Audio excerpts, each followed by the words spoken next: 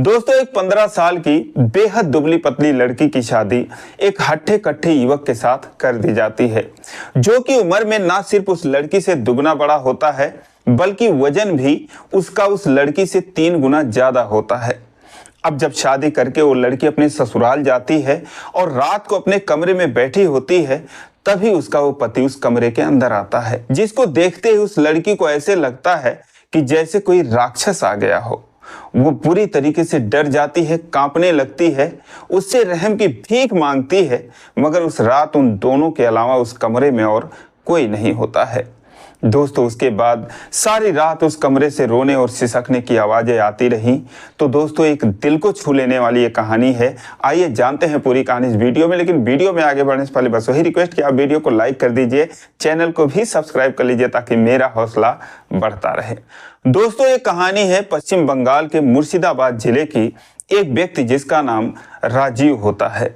दोस्तों, दुबई कमाता था, लेकिन उसके पत्नी का निधन हो जाता है, इसीलिए वो तत्काल अपने घर आता है और अपनी एक बेटी के साथ वो अकेले रहने लगता है। अब उसकी बेटी, जिसका नाम सोनम होता है, दोस्तों सोनम एक बदला हुआ नाम है। उसकी उम्र 13-14 साल की होती है, वो बड़ी हो रही थी, जवान हो रही थी। तो उस पिता को चिंता होती है कि अगर मैं कहीं कमाने जाऊंगा तो इस बेटी का क्या होगा। इसीलिए वो एक तलाकशुदा महिला से अपनी दूसरी शादी कर लेता है। और दोस्तों, यहीं से उस लड़की की जिंदगी नर्क बन जाती है, क्योंकि जो दूसरी शादी करता है वो महिला बहुत ही चालाक होती है, बहुत निर्दयी होती है। उसके भी 2 बच्चे होते हैं और इसीलिए किसी ने उसको तलाक दे रखा था, क्योंकि उसका चाल चलन ठीक नहीं था। और किसी तरीके से जो राजीव होता है वो उस महिला से शादी कर लेता है कि वो घर में आएगी तो मेरी बेटी की देखभाल करेगी। लेकिन दोस्तों, जब वो घर में आती है तो आते ही वो सोनम के ऊपर जुल्म ढाना शुरू कर देती है, उसको उल्टा सीधा इल्जाम लगाती है। उसकी जो माँ, जिसकी मौत हो चुकी थी, उसको भी गंदी गंदी गालियां देने लगती है। अब दोस्तों, राजीव ये सब देखता है तो बहुत दुखी हो जाता है, क्योंकि उसने जो है अपनी बेटी के लिए एक माँ को लेकर आया था, लेकिन वो जो माँ थी वही उसकी जिंदगी को नर्क बना देती है। अब दोस्तों, राजीव उसको समझाता है, लेकिन वो भी कुछ नहीं कर पाता, क्योंकि धीरे धीरे जो महिला थी वो उसके ऊपर भी हावी हो जाती है और उसे भी अपने कब्जे में कर लेती है। अब वो जो है एक दिन राजीव से बोलती है कि ये जो सोनम है, जब इसकी माँ नहीं है तो इसको तुम क्यों घर में रखे हो। अब राजीव कहता है कि इसकी माँ की मौत हो चुकी है, तो क्या मैं अपनी बेटी को मार दूं।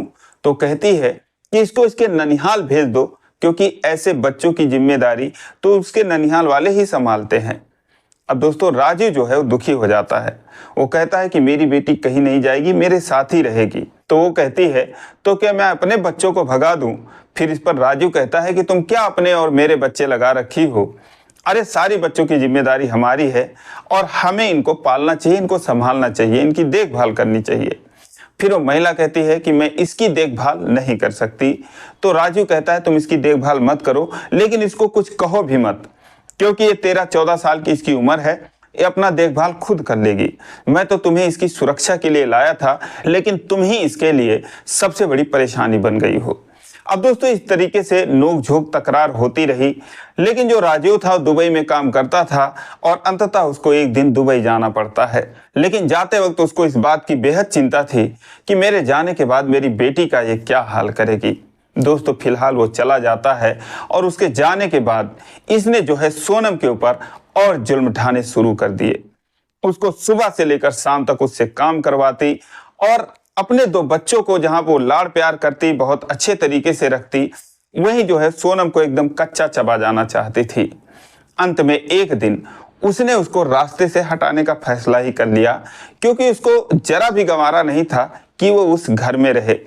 उसको फूटी आंखों भी देखना नहीं चाहती थी और उसने जो है सोनम को रास्ते से हटाने के लिए एक लड़के से उसकी शादी करवाने की सोचती है, जिसकी उम्र 30-32 साल की थी, जबकि सोनम की उम्र 15-16 साल की ही होती है। अब उसने जो है उस लड़के से बात करी और उसको जो है एक फोटो भेज देती है। लड़का उसे फौरन पसंद कर लेता है और वो भी उससे एक फोटो मंगवाती है, सोनम को दिखाती है। अब सोनम की तो शादी करने की उम्र थी नहीं, ना ही उसका मन था, क्योंकि उसके पिताजी भी नहीं थे, लेकिन वो इनकार भी नहीं कर सकती थी, डर के मारे जो उसकी माँ कह रही थी वही उसको करना था। अब उसने जो है दुबई जो है फोन किया राजू के पास कि मैं जो है सोनम की शादी करने जा रही हूँ। तो राजू जो है वो तो हक्का बक्का रह जाता है। वो बोलता है इतनी भी जल्दी क्या है, मेरी बेटी तो भी 15-16 साल की, 18 साल की भी नहीं हुई है और मैं घर पर भी नहीं हूँ, ऐसे तुम किसी से कैसे शादी कर दोगी मेरे बेटी की। वो कहती है कि नहीं, लड़का अच्छा है, मिल गया है और मैं इसकी शादी करके ही रहूंगी। दोस्तों उल्टा सीधा कहने लगती है कि ऐसी है वैसी है। हालांकि उसका जो बाप था, जो राजू था, वो जानता था कि मेरी बेटी कैसी है, बहुत अच्छी है, सीधी है, बहुत भोली है। लेकिन अब जो ये कह रही थी वो उसको सुनना पड़ रहा था। अब वो भी सोचता है कि मैं तो 3 सालों के लिए दूर हूं और इन 3 सालों में वो पता नहीं उसके साथ क्या करेगी। तो चलो अच्छी बात है, किसी और घर पे चली जाएगी, उसकी शादी हो जाएगी, तो यहाँ से तो वहां पर वो सुखी ही रहेगी। अब दोस्तों वो हाँ कर देता है शादी के लिए और इधर ये जो है आनन फानन में कुछ ही दिनों के अंदर बहुत साधारण तरीके से उन दोनों की शादी हो जाती है। अब जब शादी हुई थी तो सोनम को उसका चेहरा नहीं दिखाया गया, क्योंकि उसको हमेशा वो घूंघट उड़ा के रखती थी और ना ही जो बलजीत होता है वो सोनम का चेहरा देख पाता है। फिलहाल शादी हो जाती है, सोनम की विदाई हो जाती है। जब वो अपने घर पर जाती है तो वहां पर भी देखती है कि बहुत ज्यादा लोग नहीं हैं, सिर्फ 2-4 रिश्तेदार हैं और एक उसका पति और एक उसकी माँ सिर्फ घर में होती है और कोई नहीं होता है। फिलहाल अब वो अपने कमरे में जाती है। रात का समय हो रहा था, 11-12 बज रहे थे। तभी जो है बलजीत कमरे में आता है और पहली बार सोनम उसका चेहरा देखती है। अब जब उसका चेहरा देखती है दोस्तों, उसके पैरों तले जमीन खिसक जाती है, क्योंकि फोटो में उसने कुछ और देखा था और उसके सामने जो बंदा खड़ा था वो कोई और होता है। अब दोस्तों उसको देखते ही डर जाती है, क्योंकि एक लंबा चौड़ा हट्टा कट्टा युवक होता है जिसका वजन 80-90 किलो होता है, जबकि सोनम का जो वजन था वो 30-35 किलो के ही आसपास थी। बहुत दुबली पतली नाजुक सी थी। अब उसे देखते ही वो डर जाती है कि मैं कैसे इसका सामना करूंगी, ये तो पता नहीं मेरे साथ क्या करेगा। दोस्तों वो सिमट के बेड के कोने पर चली जाती है और जो बलजीत होता है वो बेड पर बैठता है तो ऐसे लगता है कि जैसे बेड ही टूट जाएगा। अब वो डर जाती है, कांपने लगती है और वो पसीना पसीना हो जाती है। फिर बलजीत जो है उसको कहता है कि उधर क्यों चली गई तुम, इधर आओ। दोस्तों उसका हाथ पकड़ के दबोच लेता है। अब वो जो है और डर जाती है, लेकिन जैसे ही वो उसका चेहरा देखता है वो कहता है क्या बात है, देखने से तो लग ही नहीं रहा है कि तुम्हारी उम्र 20 साल की है। अब दोस्तों सोनम कहती है कि मेरी उम्र कहाँ 20 साल की है, मेरी उम्र तो 15-16 साल की है। अब इतना सुनते ही जो बलजीत था वो तो सन्न हो जाता है। कहता क्या बात कर रही हो तुम, तुम्हारी उम्र कैसे 15-16 साल की है, तुम्हारी उम्र तो 20 साल की बताई गई है, और जब तुम्हारी उम्र इतनी है तो तुमने मुझसे शादी क्यों करी। अब दोस्तों इतना सुनते ही जो सोनम थी उसने कहा कि मैंने कहा आपसे शादी की, आपने ही तो मुझसे शादी करी। और उसने अपने पर्स से एक फोटो निकाला और उसको दिखाते हुए बोली कि ये कौन है। तो बोलता है कि ये तो मेरी ही फोटो है, बहुत पुरानी है। फिर बलजीत कहता है लेकिन तुम्हारी भी तो जो फोटो मुझे दिखाई गई थी तुम उससे भी तो मैच नहीं कर रही हो। दोस्तों अपने पर्स में से एक फोटो निकाल के उसको देता है तो कहती है मेरा फोटो, मैंने तो कभी फोटो खिंचाया ही नहीं, कौन सा फोटो आपके पास है। अब दोस्तों वो जो फोटो होता है उसे देखते ही वो चौंक जाती है। कहती ये फोटो तो मेरी उस माँ की है जो मेरी सौतेली माँ है, उसकी कोई पुरानी फोटो लग रही है। अब दोस्तों इसके बाद बलजीत कहता है कि तभी तो मैंने उस महिला से कहा कि आपकी और आपकी लड़की की शक्ल मिलती है, तो इसने कहा क्यों नहीं मिलेगी, मेरी बेटी है। अब इस पर दोस्तों जो सोनम थी वो कहती है कि वो मेरी माँ नहीं है, मेरी सौतेली माँ है। अब शादी की पहली रात ऐसे ऐसे खुलासे हो रहे थे कि जिसका कोई हिसाब नहीं था। दोस्तों बलजीत जो है वो अपना सर पकड़ के बैठ जाता है, कहता है कि इतना बड़ा फ्रॉड हुआ मेरे साथ, तुम 15-16 साल की हो और उसने अपना फोटो दिखाकर 20 साल बताकर तुम्हारी मुझसे शादी कर दी, अब मैं क्या करूं तुम्हारा। अब सोनम कहती है कि मुझे माफ कर दो, मेरी कोई गलती नहीं है। वो रोने लगती है तो कहता है यार तुम रोना धोना बंद करो, और तुम्हारी माँ ने मुझसे 50,000 रुपए लिए थे शादी के खर्च के लिए, उसने कहा हमारे पास कोई पैसे नहीं है, सिर्फ हमारी लड़की है, मैंने उसे 50,000 रुपए भी दे दिए तुम्हारी शादी की खर्चा के लिए, और इस तरीके से मुझसे झूठ बोला गया। दोस्तों वो जो है अपना सर पकड़ के वहां पर बैठ जाता है। अब दोस्तों वो रोने लगती है। बलजीत बैठा था सर पकड़ के, उसका सर दर्द करने लगता है। वो सोनम से कहता है कि यार रोना धोना बंद करो, अगर कोई ठंडा तेल वगैरह लाई हो तो आके मेरे सर पे रखो, मेरा सर दबा दो, मेरा सर दर्द करने लगा। दोस्तों वो जो है उसके पास डरते डरते आती है, उसका सर दबाने लगती है और उसके बाद वो पूछता है कि तुमने ये शादी क्यों करी, आखिर तुम्हारी उम्र जब अभी 15-16 साल की ही है, 18 साल की भी नहीं हुई है। तो सोनम कहती है कि इसकी छूट मुझे नहीं थी, ये मेरे हाथ में नहीं था और मेरी माँ ने मेरी शादी जो है मेरी इजाज़त के बगैर, या यूँ कहें कि उसने अपनी मर्जी से कर दी है। अब दोस्तों जो बलजीत होता है उसके तो समझ में नहीं आ रहा था, वो करे तो क्या करे, कहाँ जाए। उसने बोला कि तुम्हारी उम्र इतनी है, मैं क्या करूँगा, तुम्हारे साथ मैं क्या कर सकता हूँ। दोस्तों उसके बाद वो कहता है कि चलो कल मैं तुम्हारे मैके छोड़ आता हूँ और फिर तुम्हारी माँ से मैं हिसाब किताब करता हूँ। दोस्तों उसके बाद वो धीरे धीरे उसका सर दबाती है, वो सो जाता है और सोनम जो है वो भी लेट जाती है। लेकिन सारी रात वो रोती है, सिसकती रहती है, क्योंकि उसे समझ में नहीं आ रहा था कि ये सब क्या हो रहा है। एक तो उसको देख के वो डर रही थी और दूसरा ये सोच रही थी कि अगर ये मुझे कल लेकर वहां पर जाएंगे तो उसकी माँ तो उसे मार ही डालेगी।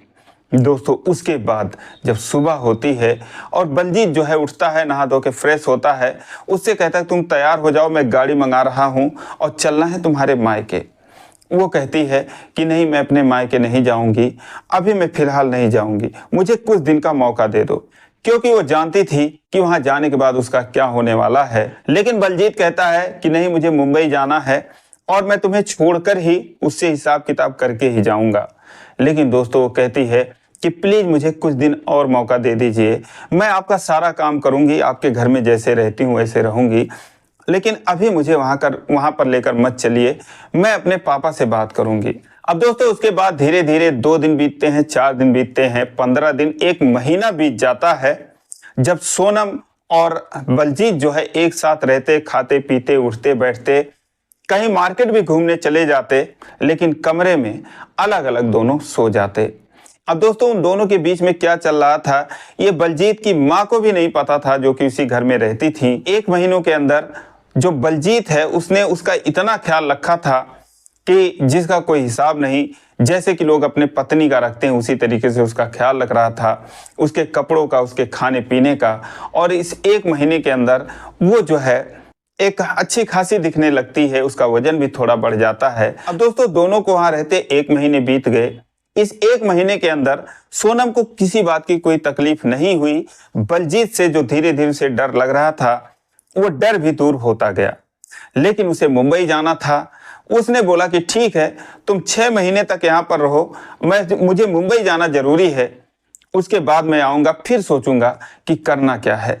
दोस्तों अब वो जो है टिकट निकाल लेता है और जिस दिन जाने की तैयारी कर रहा था तो सोनम उसके बैग वगैरह पैक कर रही थी। तो सोनम उससे कहती है कि जा रहे हो लेकिन देखना दूसरी शादी मत करना। अब बलजीत उसकी बात सुनकर कहता है क्यों, दूसरी शादी तो करनी ही पड़ेगी। तो कहती है क्यों, मैं नहीं हूं क्या घर में, मैं तुम्हारी पत्नी नहीं हूं।